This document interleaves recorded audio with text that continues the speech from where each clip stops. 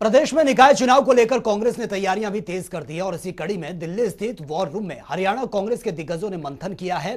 और इस बैठक में कांग्रेस प्रदेश प्रभारी विवेक बंसल, कांग्रेस प्रदेश अध्यक्ष और पूर्व सीएम भूपेंद्र सिंह समेत हरियाणा कांग्रेस के तमाम दिग्गज नेता मौजूद रहे हैं। और बैठक के बाद कांग्रेस नेताओं ने इसके बारे में जानकारी भी दी है।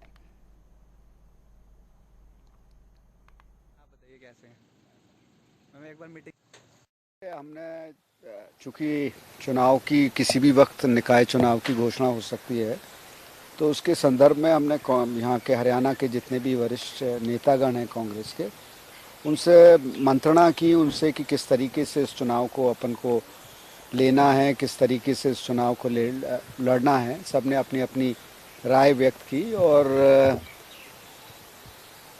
कहीं ना कहीं अभी हम निष्कर्ष पे पहुंच रहे हैं उसी को, उन सब के सुझावों को लेकर, और पूरी मजबूती के साथ ये चुनाव हम लोग लड़ेंगे।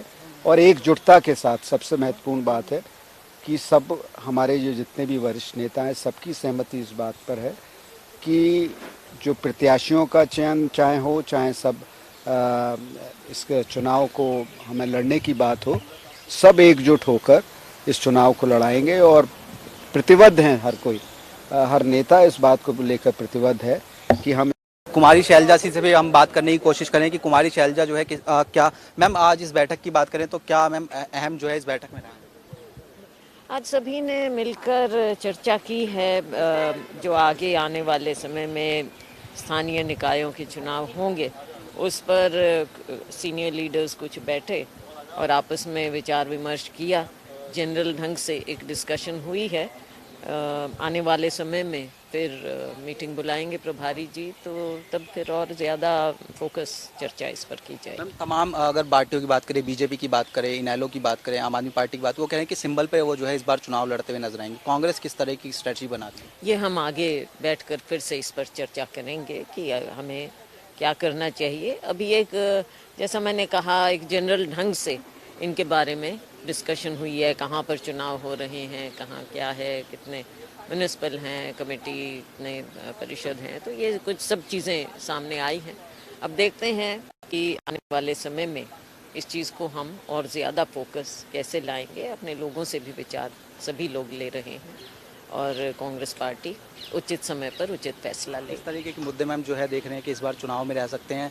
और उसके साथ साथ अगर रणनीति की बात करें तो जो कमेटियां अलग अलग बनाई जाती हैं वो कब तक जो है बनती हुई नजर आएगी? ये आगे इसकी पूरी रणनीति बनाई जाएगी और जिस तरह से भी है कि लोकल है या और उससे ऊपर, तो सभी मुद्दों पर चर्चा करते हुए सभी मिलजुल कर इस चुनाव को उसी नज़रिए से देखते हुए आगे क्या करना है वो फैसला लेंगे और कांग्रेस पार्टी मिलजुल कर फैसला लेगी। बहुत बहुत शुक्रिया।